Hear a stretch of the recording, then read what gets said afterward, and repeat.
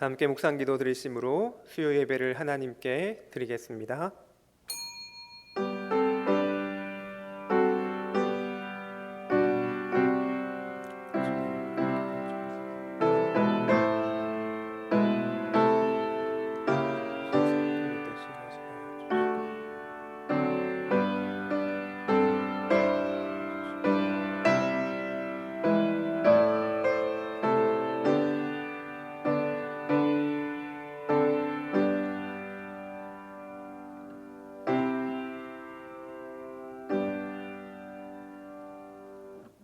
다 함께 사도신경으로 우리의 신앙을 고백하겠습니다. 나는 전능하신 아버지 하나님 천지의 창조주를 믿습니다. 나는 그의 유일하신 아들 우리 주 예수 그리스도를 믿습니다. 그는 성령으로 잉태되어 동정녀 마리아에게서 나시고 본디오 빌라도에게 고난을 받아 십자가에 못 박혀 죽으시고 장사된 지 사흘 만에 죽은 자 가운데서 다시 살아나셨으며 하늘에 오르시어 전능하신 아버지 하나님 우편에 앉아 계시다가 거기로부터 살아있는 자와 죽은 자를 심판하러 오십니다. 나는 성령을 믿으며 거룩한 공교회와 성도의 교제와 죄를 용서받는 것과 몸의 부활과 영생을 믿습니다. 아멘. 다 함께 찬송가 623장 찬양 드리겠습니다.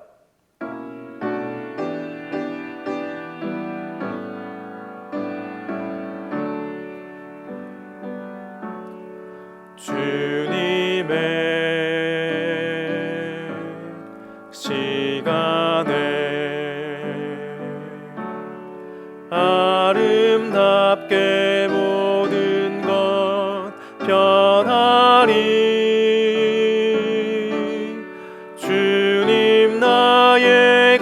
길을 인도하여 주시니 주의 뜻을 따라서 살리라.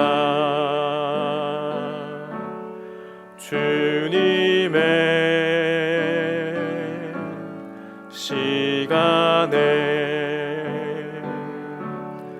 아름답게 모든 것 변하리. 나의 정성 다하여 주를 찬송하오니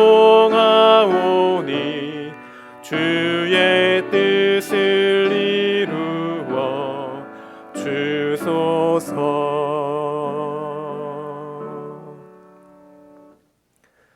오늘 우리에게 주시는 하나님의 말씀은 마가복음 10장 46절에서 52절 말씀입니다. 신약성경 73면에 있습니다. 마가복음 10장 46절에서 52절 말씀입니다. 제가 봉독하도록 하겠습니다.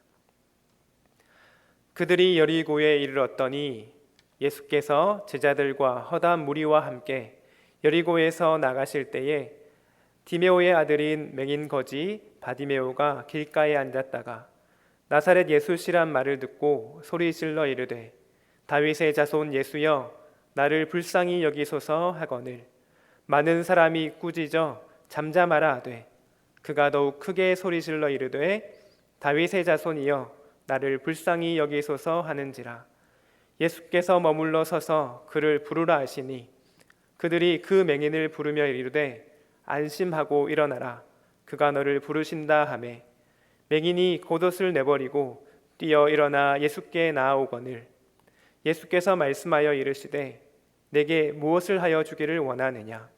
맹인이 이르되 선생님이여 보기를 원하나이다. 예수께서 이르시되 가라 내 믿음이 너를 구원하였느니라 하시니 그가 곧 보게 되어 예수를 길에서 따르니라. 아멘.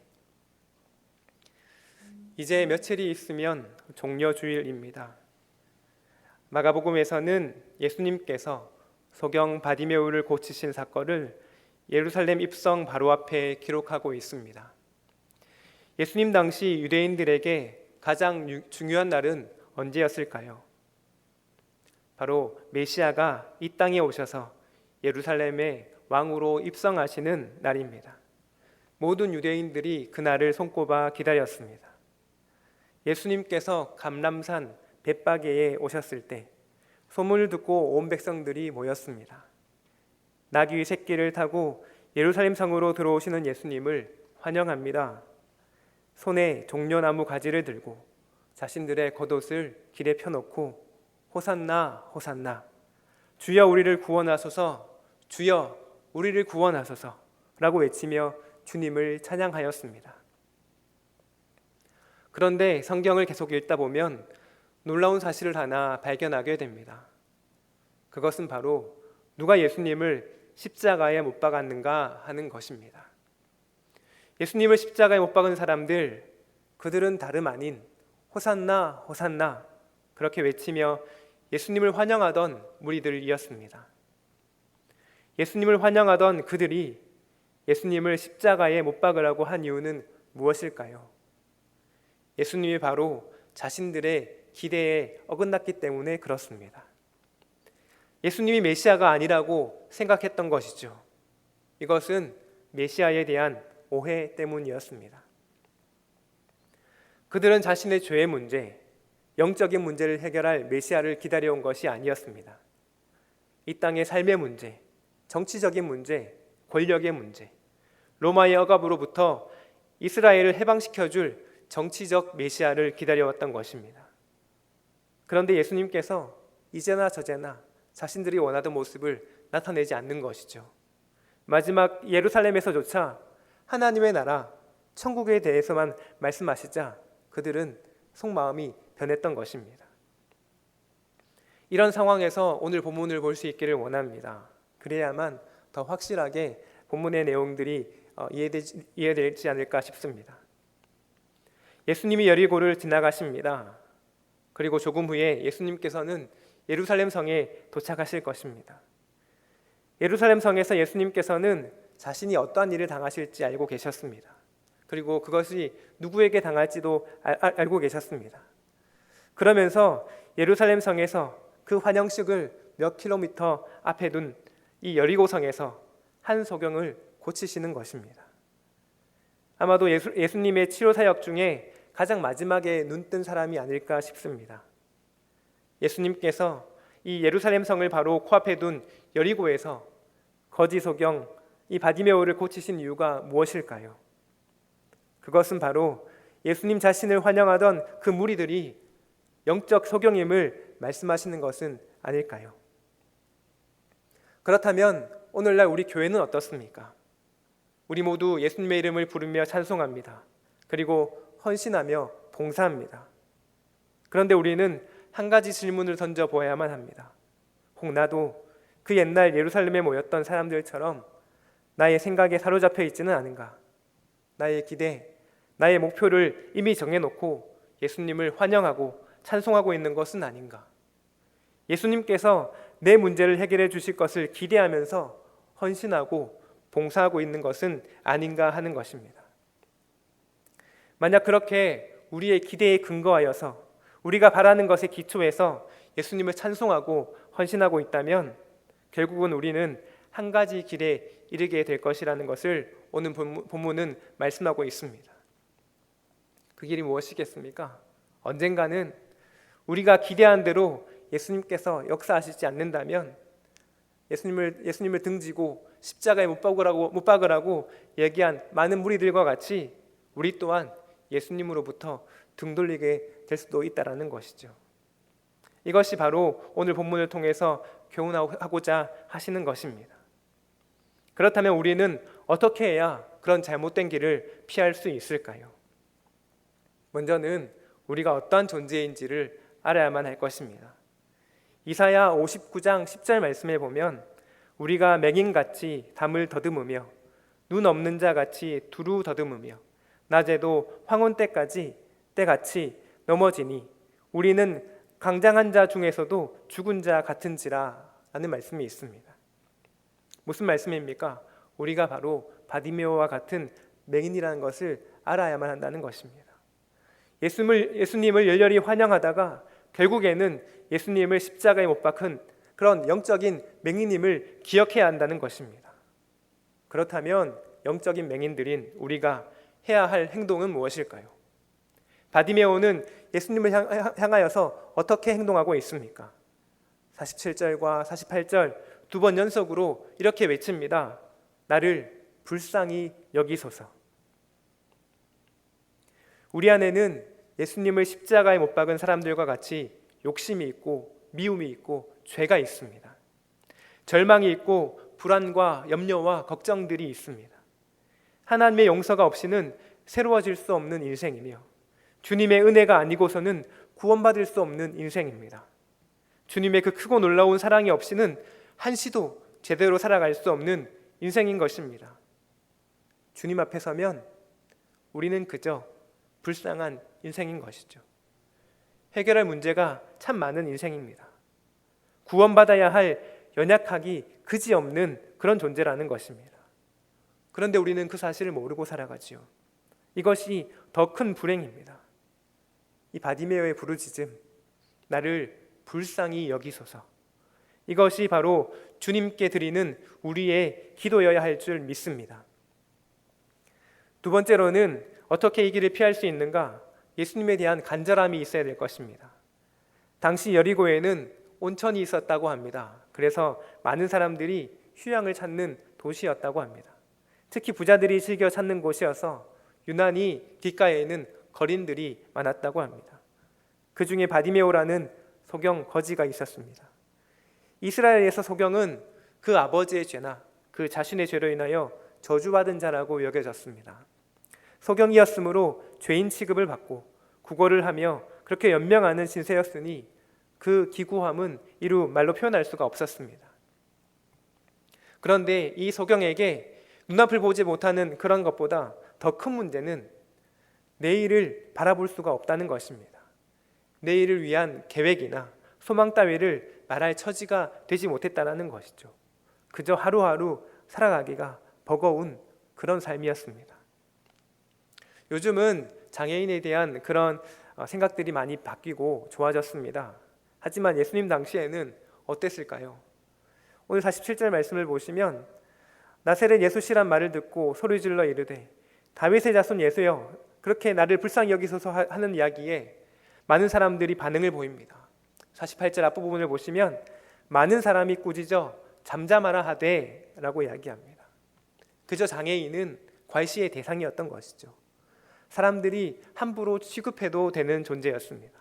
어느 누구도 관심 갖지 않는 사각지대에 놓인 사람이었던 것이죠. 더구나 많은 사람들이 야단이었습니다. 많은 사람이 꾸짖어 잠잠하라 하되 아마도 욕까지 섞어가며 그렇게 고함치었을 것입니다. 여러분 같으면 이때 어땠을까요? 더 말할 수 있는 용기가 있었겠습니까? 잔뜩 웅크러들지 않겠습니까? 그런데 바디메오는 어떻게 합니까? 48절 말씀을 보시면 많은 사람이 꾸짖어 잠잠하라 하되 그가 더욱 크게 소리질러 이르되 다윗의 자손이여 나를 불쌍히 여기소서 하는지라. 바디메오는 물러날 생각이 없습니다. 포기하고 싶지 않습니다. 이미 자신의 삶, 자신의 인생은 더 이상 내려갈래야 내려갈 수 없는 막다른 골목임을 너무나도 잘 알고 있었습니다. 지금 예수님을 만나지 못하면, 예수님 앞에 가지 못하면 끝장이란 것을 깨달았던 것입니다. 절실하다 못해 애처롭기까지 합니다. 그런 간절함, 절절함이 이 외치는 소리에 묻어 있었던 것이죠. 사랑하는 성도님들, 이런 간절함을, 이런 절실함을 가져본 적이 있습니까? 그렇게 주님을 향한 간절함으로 매달려 본 적이 있으십니까? 너무 쉽게 예수님을 믿고 너무 안일하게 신앙생활하고 있지는 않은가 하는 것입니다. 이 바디메오의 간절함으로 주님을 찾는 성도님들 되시기를 간절히 소망합니다. 그 누가 뭐라 하면서 잠잠하라고 꾹꾹 눌러도 결코 포기하지 않는 절실함으로 주님 앞에 부르짖는 성도님들 되시기를 간절히 원합니다. 세 번째로는 우리가 볼 수 있기를 예수님을 볼 수 있는 영적인 눈을 가지고 있어야 합니다. 사람들에게서 이스라엘 땅 이곳저곳에서 예수님에 대한 소문들이 들려옵니다. 수많은 병자들이 나음을 입고 폭풍우가 잠잠해지며 몇 개 되지 않는 빵과 물고기로 수천 명을 먹였다는 소식을 바디메오는 듣습니다. 그리고 그는 믿었습니다. 아, 이분이 메시아구나. 다윗의 자손으로 오시는 참 왕이시구나 확신하였습니다. 그렇게 앞뒤 가리지 않고 간절하게 소리치는 바디메오를 주님께서는 불쌍히 여기십니다. 49절 말씀을 보시면 예수님께서 말씀하십니다. 그를 부르라. 그렇게 부름을 받고 온 바디메오에게 말씀하십니다. 51절 말씀을 보시면 예수께서 말씀하여 이르시되 내게 무엇을 하여 주기를 원하느냐. 맹인이 이르되 선생님이여 보기를 원하나이다. 여기서 보기를 원한다는 말은 눈이 치유되는 것, 즉 생물학적인 눈뜸을 의미합니다. 그래서 마태복음과 누가복음에서는 눈뜨기를 원하나이다 라고 표현하고 있습니다. 보기를 원한다는 것, 그것은 1차적인 의미는 이제 소경이 고침을 받아 사물을 볼 수 있게 되는 상태를 의미합니다. 그렇다면 사물을 똑똑히 볼 수 있는 우리는 이 말씀을 어떻게 이해해야만 할까요? 누군가 헬렌 켈러에게 찾아와서 물어봅니다. 앞을 보지 못하시니 얼마나 답답하십니까? 그러자 그녀는 이렇게 대답합니다. 볼 수 없는 것은 답답한 일입니다. 그러나 두 눈을 뜨고도 내일을 보지 못하는 사람들보다야 훨씬 낫다고 생각합니다. 사랑하는 성도 여러분, 보이지 않는 것이 절망이 아닙니다. 자신이 보지 못하는 자라는 사실을 모르는 것이 절망입니다. 하나님께서 이사야 선지자를 보내면서 이렇게 말씀하셨습니다. 내가 너를 보내는데 내가 만나게 될 사람들이 어떤 사람들인가 하면 보기는 보아도 볼 수 없는 사람들이다. 듣기는 들어도 들을 수 없는 사람들이다. 보기는 보아도 볼 수 없는 사람들을 향하여서 내가 너를 보내는 것이다 라고 말씀하였습니다. 소망이 없는 사람들은 어떠한 자들입니까? 미래가 보이지 않는 사람들, 앞을 볼 수 없는 사람들입니다. 죽음 후의 세계를 역시 볼 수 없는 사람들입니다. 교회를 다니면서도 예수님이 보이지 않는 분들이 바로 그런 자들입니다. 사랑하는 성도 여러분, 하늘로서 온 예수님을 보는 자가 되기를 간절히 소망합니다. 예수님을 알아도 보지 못하는 자가 있다면 다 헛일인 것이죠. 욥이 말한 것과 같습니다. 욥기 42장 5절 말씀에 내가 주께 대하여 귀로 듣기만 하였사오나 이제는 눈으로 주를 배움나이다. 마침내 주를 뵙고 주 계신 곳에 소망을 둬야 하겠습니다. 우리의 소망을 하늘에 두고 하늘을 바라보고 살아야 하겠습니다. 주님을 본 자는 주님을 쫓아가게 되어 있습니다. 바디메오의 마지막 모습이 어떠합니까? 52절 마지막 절을 보면, 마지막 부분을 보면 그가 곧 보게 되어 예수를 길에서 따르니라 라고 기록되어 있습니다. 주를 본 자의 눈, 믿음으로 보게 될 눈은 하늘의 소망을 두고 예수님을 따라 살아가는 삶인 줄 믿습니다. 우리 모두 소망을 주님께 두고 영혼을 바라보며 살아가는 성도님들 되시기를 간절히 소망합니다. 이 사순절, 이 힘든 시기에 이 땅을 바라보는 것이 아니라 예수님을 바라보고 하늘의 소망을 두고 그렇게 예수님을 바라보며 살아가는 우리의 삶이 되길 원하고, 그리하여서 하늘의 뜻이 우리 삶 가운데 온전히 이루어지는 것을 보며 그렇게 감사하며 살아가는 우리 모두가 될 수 있기를 간절히 소망합니다. 기도하겠습니다. 우리의 구원자 되신 주님 감사합니다. 우리의 욕심과 연약함으로 인하여 여전히 앞 못 보고 염려하며 살아가는 우리를 불쌍히 여겨주시고 우리 안에 바디메오와 같은 간절함을 허락하여 주셔서 끊임없이 주님 앞에 나아가 부르짖게 하시며 마침내 영적인 눈이 띄어지는 은혜를 허락하여 주시옵소서. 그리하여 우리의 소망 되신 주님만 바라보며 주님만 따르는 은혜를 허락하여 주시옵소서. 감사드리며 예수님의 이름으로 기도드리옵나이다. 아멘. 교회 생활을 안내하겠습니다. 예배에 관련된 것과 기타 사항들은 문자로 알려드리고 있습니다. 이번 주에 대한 예배 관련된 것들, 모든 것들은 문자로 알려드릴 테니까 그렇게 기억해 주시면 좋겠습니다. 성도 여러분의 개인 건강에 각별히 유의해 주시고, 특별히 코로나 바이러스로 인하여서 혼란스러운 나라와 민족을 위해서 계속해서 기도해 주시기 바랍니다. 찬송가 369장 하나님께 찬양하겠습니다.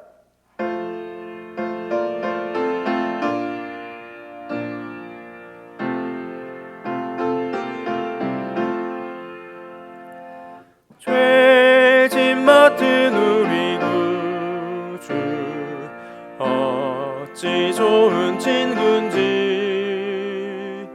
걱정 근심 무거운 짐 우리 주께 맡기세.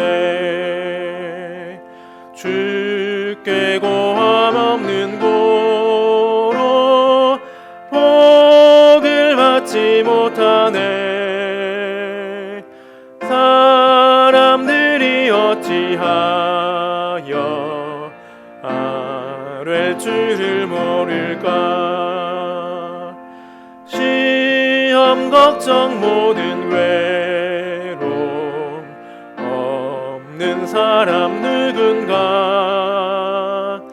부질없이 낙심 말고 기도드려 아뢰세. 이런 진실하신 친구 찾아볼 수 있을까. 우리 약함 아시오니 어찌 아니하릴까. 근심 걱정 무거운 짐 아니 진자 누군가. 피난처는 우리 예수 주께 기도드리세. 세상 친구 멸시하고 너를 조롱하여도 예수 품에 안기어서 참된 위로 받겠네. 아멘.